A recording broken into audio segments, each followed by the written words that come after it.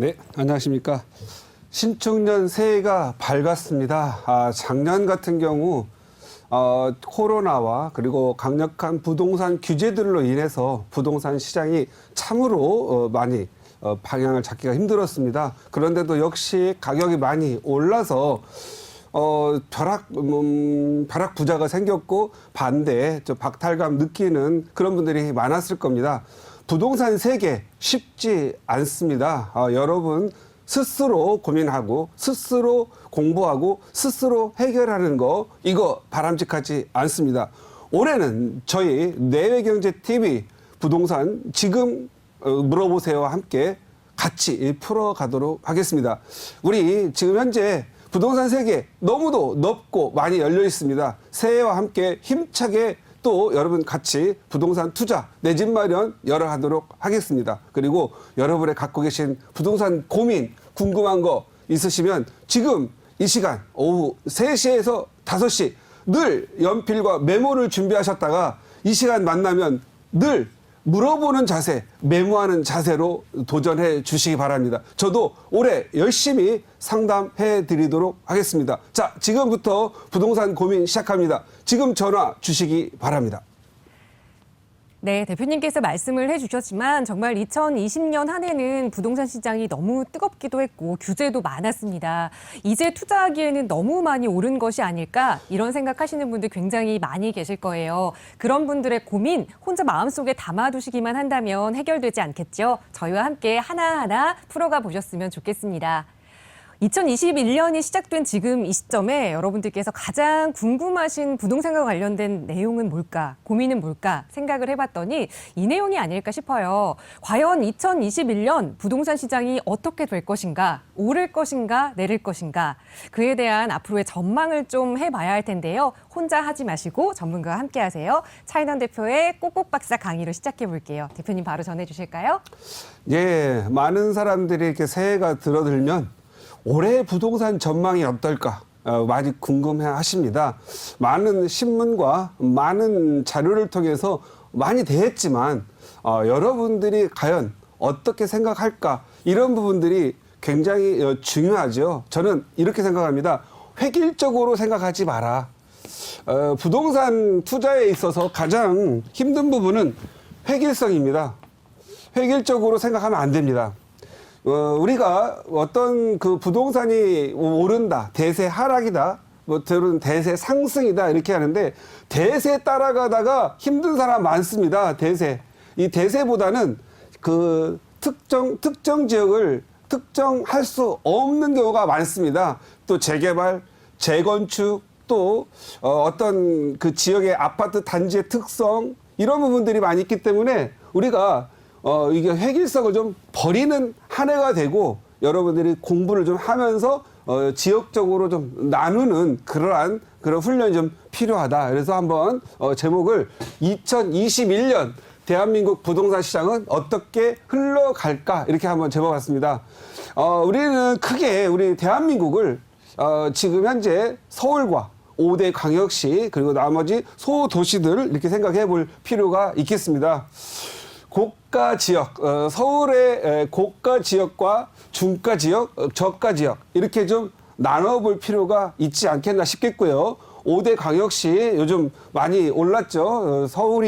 서울과 수도권 그리고 주요 지역들에 대해서 조정 지역, 부동산 규제 지역으로 잡아 동시에 다시 그 풍선 효과가 인근으로 해서 읍면단위까지도 이제 열리고 있는 상황입니다. 그래서 영향을 받고 있는 지방 소도시 또한 생각할 필요가 있지 않겠나 싶습니다. 여러분은 올해 부동산 시장 어떻게 전망하십니까? 저는 이렇게 생각합니다. 서울의 고가 지역은 우리가 보통 30평대 아파트 기준으로 생각을 해봐야 됩니다. 30평대 109제곱미터형 우리가 30평대는 31평에서 보통 한 35~6평까지를 말씀드리는 거죠. 전용 면적 기준으로 85제곱미터 이하인 것들에 대해서 우리가 가격을 기준을 잡아야 되는데 고가 지역 같은 경우에는 보통 109제곱미터형 전용 8485형들이 보통 15억에서 16억 정도 합니다. 어머나 이렇게 많이 올랐을까 생각하는 분도 있습니다. 부동산 담 쌓고 사시는 분들은 30평대 가격이 얼마인지 아직 모르는 분들이 너무 많아요. 아직도 7, 8억 가지고 내 집 마련할 거야 생각하시는 분도 없지 않아 있습니다. 하지만 서울의 25개구 주요 지역에 가셔서 좀 새 아파트다, 학교 좀 있고 지하철 좀 가까이 있다 싶으면 대부분 15억에서 16억 정도 하는 걸 느낄 수 있을 겁니다. 다음 중가 지역입니다. 그러면 나는 좀 어느 정도 벌었으니까 내 집 마련을 해야지 가서 보면 중가 지역 같은 경우에는 10억에서 11억 정도 합니다. 새 아파트는 물론 아니죠. 보통 10년에서 20년 사이, 그리고 여기 좀 떨어져 있거나 이런 지역들 보면은 10억에서 11억 정도 하겠고, 저가 지역 같은 경우에는 보통 9억 이하에서 이루어집니다. 9억 이하는 주로 여기서 좀 많이 멀다든가 비인기 지역으로 생각을 하실 수 있겠죠. 내 집을 한번 가격을 평균을 한번 내보셔서 보시기 바랍니다. 아마도 제가 봤을 때는 여러분들이 내 가격과 서울시에 있는 가격들을 보고도 충격을 받을 수 있고 박탈감을 느낄 수 있습니다. 그렇다면 여러분의 가격 어떻게 해야 되죠?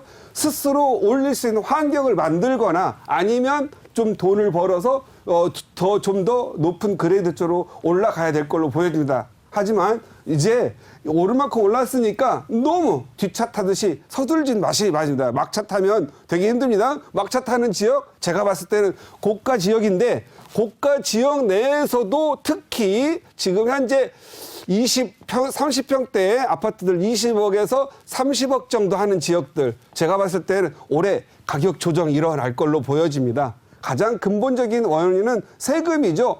보유세 기반으로 한 세금에 대한 두려움이 지금 발생이 되고 있습니다. 지금 매각을 하려고 해도 양도세 때문에 지금 현재 내놓을 수가 없죠. 양도세 중과세 때문에 오른 가격 내고 나면, 세금 내고 나면 정말 힘들 거죠. 그래서 양도세에 대해서 아마도 저희가 정책 위반자라면 한시적으로 풀어주지 않겠느냐. 풀어줄 때 물건이 현장에 나오면서 지금 현재 거래 매입하고 싶어도 살 수 없는 것들을 살 기회를, 그래서 내 집 마련 기회를 줘야 되지 않겠느냐. 지금 현재 정부에서 위반되고 있는 게, 이제 앞으로 1주택자는 1세대는 1주택자만 보유하게끔 법으로 정한다고 합니다. 아직 이제 위반 중이기 때문에 국회에서 어떻게 통과할지 모르겠지만, 그러면 1주택자를 초과 갖고 있는 것은 우리나라에서는 법적으로 금지시킬 수도 있다라는 그런 두려움도 있습니다. 아마. 하지만 제가 봤을 때는 지나치게 과한 사유재산을 묶어두는 건 어려울 것에서 어떤 조정적 법안이 나오지 않을까 싶습니다. 그렇다면 양도세를 한시적으로 풀어서 1주택만 보유할 수 있는 기회를 줘야 되겠죠? 그렇다면 이 정부에서 쓸 수 있는 방법은 1주택자를 2년 이내에 정리를 해라. 경과 규정을 주거나 아니면 1년 이내에 정리를 해라. 그리고 그 다음부터는 중과가 더 많이 세진다. 올해 지금 예정돼 있죠. 6월 1일부터는 중과세가 또 10% 상향되죠. 중과세는 무섭죠. 왜 무섭죠? 보통 우리가 1주택자의 경우는 많이 보유할수록 1주택자에 살지 않아도 장기 보유 특별 장특공을 해주는데, 요 중과세가 들어간다고 하면은 이 장기보유 특별공제 있던 특별 공제가 없어져 버리고 바로 공제해 주는 게 없어지고 중과세 20%가 또는 10%가 지금 올라가고 있는데, 그걸 20에서 30%도 올릴 수 있다라는 거죠. 어떻든 6월 1일이 되면 중과세는 10%씩 상향이 됩니다. 그래서 그 이전에 고가 주택에 대해서 한번 정리를 하고자 하는 사람들이 나타나겠죠.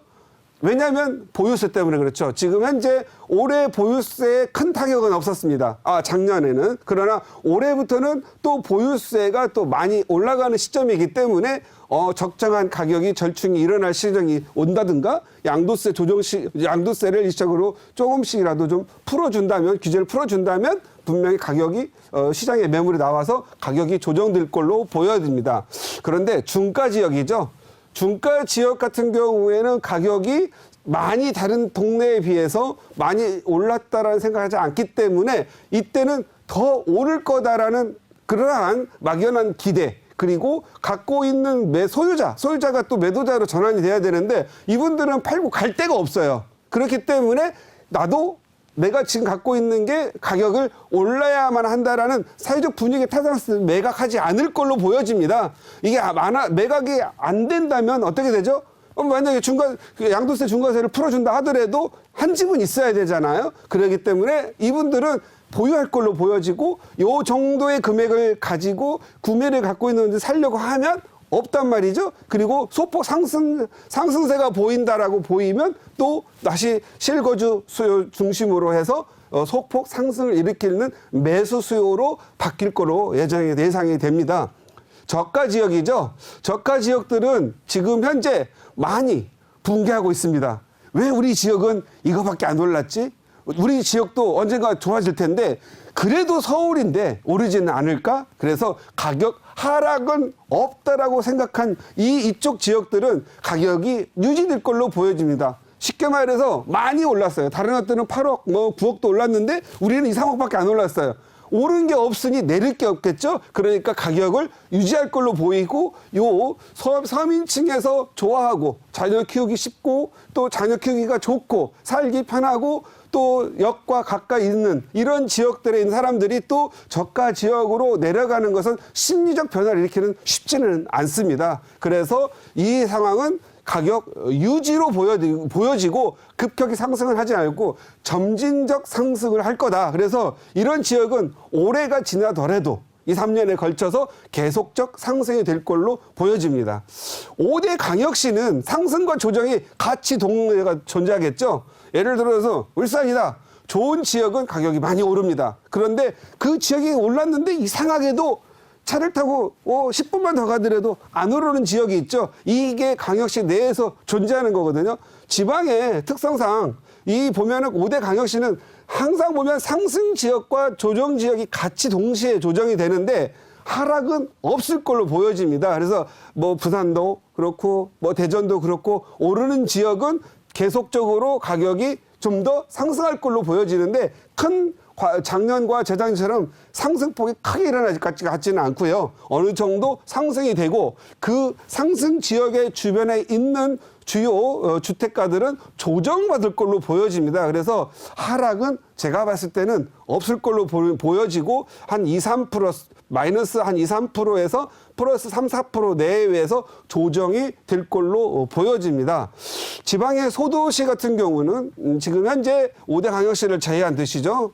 인구 한 2, 30만 정도 이하 또는 50만 정도 이하 이런 소폭 도시 같은 경우에는 지방의 특성은 좀 이런 특성을 보입니다. 어떤 도시가 처음에 생겼어요. 터미널도 있고 시장도 있고 상업적인 그런 것도 있어요. 그런데 주변에 여기는 재건축, 재개발, 구도심 개발하지 않고 항상 새로운 도시, 논과 임야 또는 밭을 풀어서 신도시를 조그만하게 만들죠. 그러면 여기에 있는 소위 지방에 좀 잘 사는 사람들은 여기서 살아야만 하기 때문에 새로운 쪽으로 이렇게 이전해 갑니다. 그래서 새로 신도시 중심으로는 상승이 되는데 기존 도시들은 안 오르고 오히려 가격이 빠지는 경우가 있습니다. 그렇지만 이번 경우에는 올해 같은 경우에는 이렇게 새로운 도시가 생기는 쪽으로 가라를 타지만 갈아타는 쪽은 소폭 상승했겠지만 여기에 있는 것은 너무 많이 가격이 그동안 안 올라있기 때문에 조정 국면으로 갈 것으로 생각이 된다. 그래서 우리 시청자님들은 이제 투자를 할 때 어느 지역을 해야 될 건지 내가 살아야 될 건지 아니면 내 자녀를 위할 건지 이런 거에 의해서 투자의 지역들을 조금씩 투자의 지역을 선택해가고 가야 되는 게 좀 필요하다. 올해 만약에 이제 서울이 좀 아무래도 관심이 많은 지역이니까 서울은 어느 지역이 많이 오를 거고 어떤 종목들이 많이 유망할 걸로 보여지냐. 서울 같은 경우에는 여러분들이 그냥 이 중가 지역과 저가 지역을 많이 두드려 보실 필요가 있겠고요. 중가 지역에서 가격이 오르는 지역에서 재개발, 재건축으로 가는 쪽에 대해서 좀 더 가격이 상승될 걸로 보여지고 이미 재건축으로 가서 많이 오른 지역보다도 예정지 쪽 그래서 아파트 같은 경우에는 86년식에서 이 86년식 이전의 것들은 재건축 들어간 게 많이 있고요. 혹시 안 들어갔다면 86년 이전 것들도 예정지에서 지금 92년식 정도 요 정도의 아파트이면서 가격대가 10억에서 한 13억대, 인근의 새 아파트가 15억에서 17억 정도 하는 그런 지역의 아파트들이 상승할 걸로 보여지고요.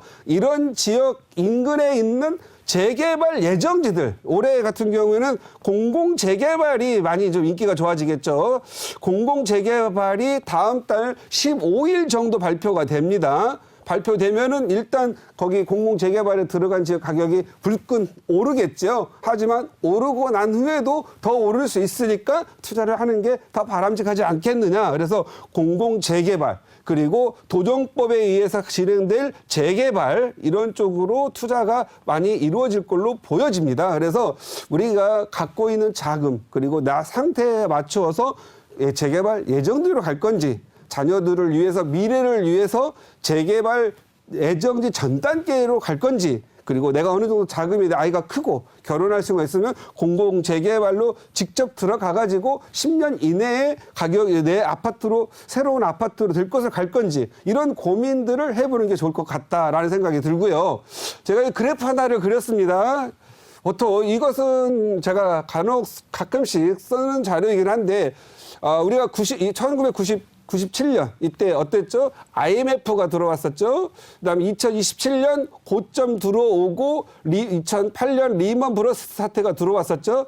이때 들어왔을 때 가격이 폭락이 2번 있었습니다. 그리고 이때 많은 사람들이 갖고 있는 사람들이 매도를 정말 너무 폭발적으로 매도가 있었죠. 그러면서 가격이 폭락했고 하우스 오브 푸어가 많이 생겼었죠. 그런데 이 시기를 극복한 이 97년 한 3, 4년 고생하고 다음 이 7년 동안 어떤 일이 벌어졌죠? 매각한 사람만 후회하게 됐고 매입한 사람 또는 그냥 보유했던 사람들이 가격이 많이 올라서 행복했죠. 그리고 2008년에서 또 신규로 빚내서 막 들어와서 샀던 사람들 2012년까지 가격이 거침없이 하락을 했죠. 이때 하우스 푸어가 또 많이 생겨가지고 많이 고단한 시절이 있었는데 다시 또 2017년이 되면서 과거 2007년도에 형성됐던 고점들을 다 회복을 하고 이제는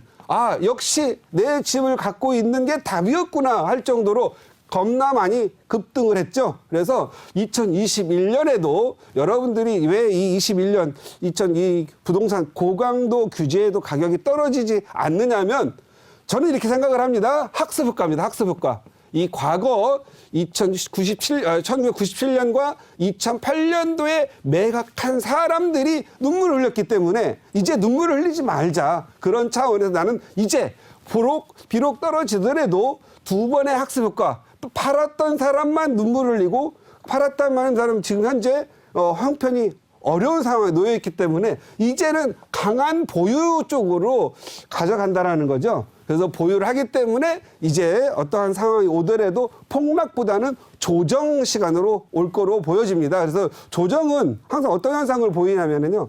오를 때는 과감하게 20, 30% 또는 60, 70%, 100%까지 오르는데 내린다고 한다면은 많이 내려야 15%. 그 15에서 20% 정도 내리는 거죠. 조정이 된다라는 건 한 7에서 8% 정도 조정이 될 걸로 보여집니다. 7에서 8% 정도를 조정받는다 해서 팔 수 있는 건 아니죠. 왜냐하면 또 다시 살려면 취득세, 또 양도세 뭐 이런 거 계산하다 보면 보유하고 있는 게 더 나을 수 있겠다라는 생각들 때문에 함부로 움직이지 않는 시간이 될 겁니다. 그래서 21년에는 저는 대한민국의 부동산 시장은 조정 내지 약간의 상승을 대부분 맞이할 걸로 보여지고 아주 고가 지역, 아주 고가 지역은 매수자가 없기 때문에 부분 급매로서 처리되면서 가격이 조정이 받을 걸로 보여진다 이렇게 보여드릴 것 같고요. 우리 시청자님들 지금 오늘 갖고 계신 것들 또는 매각을 해야 될 걸 양도세 부분 이런 부분들이 많이 있을 텐데 꼭 혼자서 일을 저지르지 마시고 항상 전문가의 상담을 받으시고 난 후에 좋은 의사결정을 하는 한 해가 되었으면 합니다. 오늘은 대한민국 부동산 어떻게 할까라는 부분을 했는데 너무 걱정 안 해도 된다라는 걸로 결론을 말씀드리면서 마치도록 하겠습니다.